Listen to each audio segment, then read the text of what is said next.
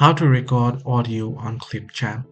Hello everyone, welcome back into the channel. In this video today, I'll guide you through the steps on how you can record audio on ClipChamp. The process itself is actually pretty simple and easy, so let me guide you through this video. In order to record audio on ClipChamp, all you gotta do is open up a project. Now here I've already opened a video, so I'll just remove it from here.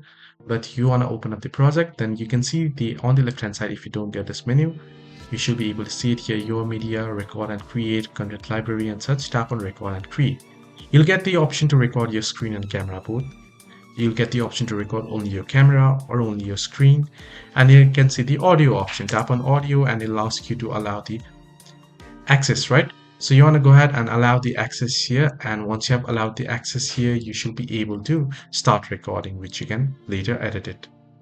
This is how you can easily record audio on ClipChamp. Here I'm not recording because I'm already using a recorder here. So hope this video was helpful. Do like and subscribe, and do not forget to leave the comments down below if you have any further issues as well.